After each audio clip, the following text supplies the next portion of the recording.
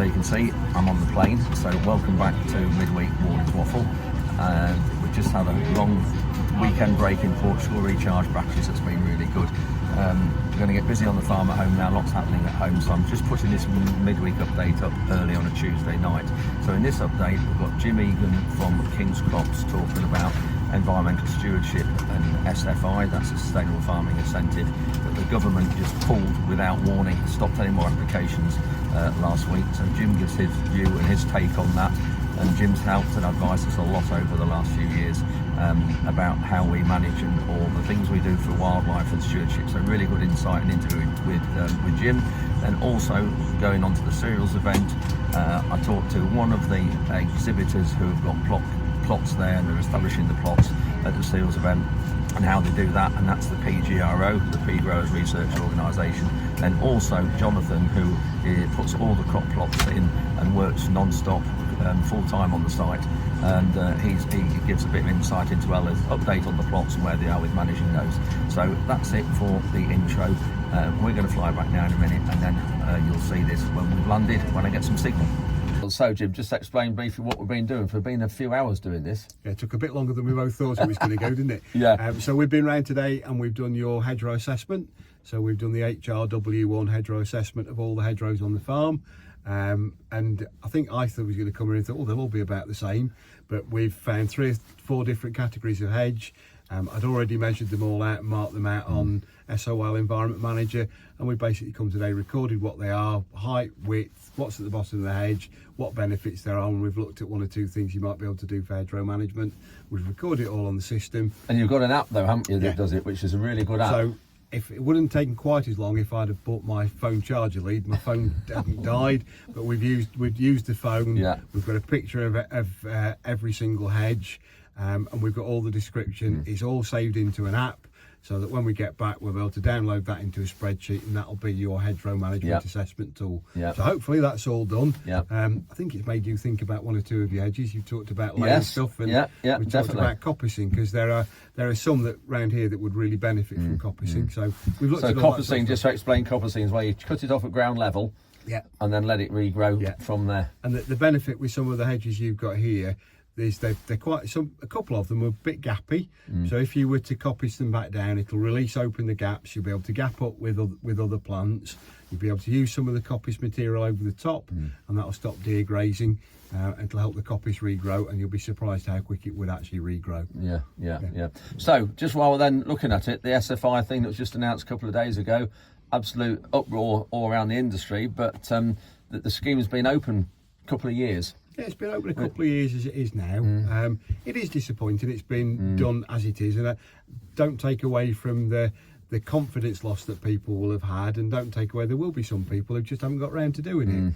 But there are over 33,000 live agreements.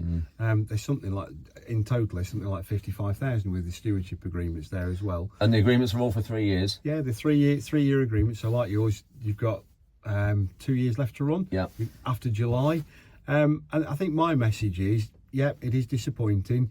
Yes, it's going to be hard for certain people, but don't forget, we've got to, as an industry, get behind and deliver what we said we'd do out there, deliver it really well, and that gives us a really good platform to talk to DEFRA and try and make sure that what comes next is easy, because SFI wasn't difficult to apply for. I mean, us 2 numpties managed to do it about an hour, didn't we? So it's not really difficult to apply for, and I think you might find a restricted lot of actions, but as long there as will be another one come. Oh, 100%. They've promised there'll be another scheme come, and it'll be open for applications to start in 2026.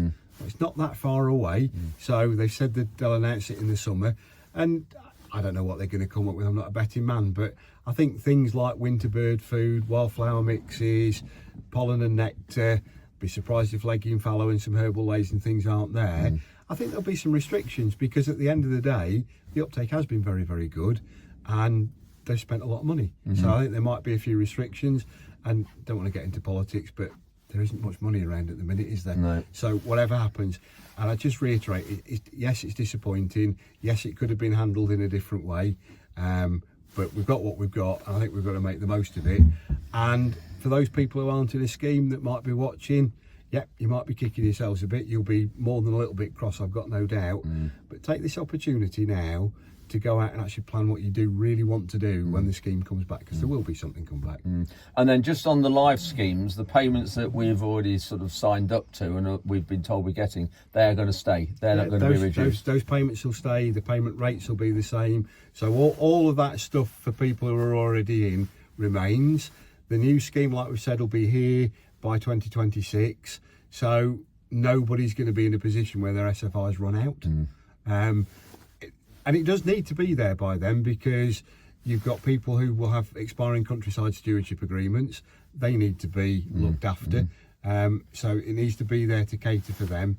And then for those people in higher tier, had a bit of a rough ride. There's been a lot of indecision about where we're going to with that. But that scheme's relaunched now in the summer and will continue. So there's a background of bad news. Get why people are cross. Get why people are angry against the background of some of the other stuff. But the scheme is still there for those of you in it, and you are going to get paid. So don't throw the baby out with the bathwater and decide you're not going to do it and get cross. That's Jim's tip. And Jim's final tip, because Jim is retiring. Yep, 2 weeks today, that'll be it. Feet up. Dear, no more hassle from here. No more football. Lincoln City better than Mansfield. Well, we are, but anyway. All right, we'll leave it to that. Otherwise, you'll be telling everybody again the aggregate score this season is 7-1. Yeah, I know. But no, so Jim's been brilliant, and you've had a great his career, if you like, because you were at the Game Conservancy Trust for a number of years, weren't you? Yeah, spent nearly 9 years sharing an office that was as big as a postage stamp with your friend and my colleague, Mr. Jarvis. Mr. Jarvis, yeah. And then you've been you went to King's how many years ago? Went to King's six years ago now, and before both of those I did 9 years with the Farming and Wildlife Advisory Group. Yeah, so you've had a... Yeah, we all know I was digging coal before that. Yeah, that's right, yeah. So Jim's had a real sort of interesting career, if you like, but massively big, huge impact here. It's got me into doing all the stuff we're doing here now, which, to be honest, Jim, if it wasn't for you, we wouldn't be doing half the stuff we're doing here. And when you see what we've got, I mean, we've been driving around. You say we've been seeing the same pair of English partridge. We have. But... There's one pair followed us round all day. He reckons we've seen about 10. But I'll tell you the two things we have seen that have impressed me today. You're still not convinced about your wildflower meadow, but it's brilliant. You do need to get rid of those thistles this year. Yeah. And your cover crop really made me smile. Yeah. It's still got some body in it. It's being grazed, and you can see the good it's done to the field. So if I've done nothing else, I've got you growing some King's cover crops, and we've got a wildflower meadow. So that's really the cover crops one with the sheep in that you will see now. And so that was all right. Yeah, I mean, and that was established in probably end of August, early September. Yeah. But there's a lot of grazing left in it. Yeah, there's a lot of grazing left in it. I know we didn't get out to come and do your cover crop cut downs, but that will genuinely have sucked up somewhere between 50 and 60 kilos of N a hectare that otherwise would have leached away. That'll be available for your next crop. So it's done some good. Lastly, your replacement. My replacement is Anna Ramsey. Some of you know Anna. She's been in the industry a bit. She's been an agronomist for the last 25 years. She's been with King's for 2 years. She's accepted the challenge, but she hasn't come to meet you yet. So no, she doesn't. We better not make too many promises. Yeah, no, that's good. So right, well, that's it then, Jim. Thank you. So we'll this hedgerow assessment you're doing, you're going to enter it all in, and then that will just tidy it all up on the laptop at home, and then send you the spreadsheet. One last visit to sign that one off, and I'll bring Anna with me. Thank you, Jim. So I've got Alex here, who's trials manager for PGRO. Yes. And I've got my microphone here. Hopefully you can hear us. Plots you've got here, Alex. How many have you got? And purpose, you're just pulses, aren't you? This is what PGRO does. Yeah, we are specialists in pulses and legumes. Yeah. And I think we are the best place if you want to have some efficacy trials and variety trials. We are the best place to come and do this with us. Yeah. We have the knowledge and skills. And so at the minute here today, because it is quite breezy, you are, because of you can't spray glyphosate, you're just clearing up the plots ready to plant your crops. Yeah. In theory, the spring trials should be drilled on Wednesday or Friday, depending of the availability of the trial team.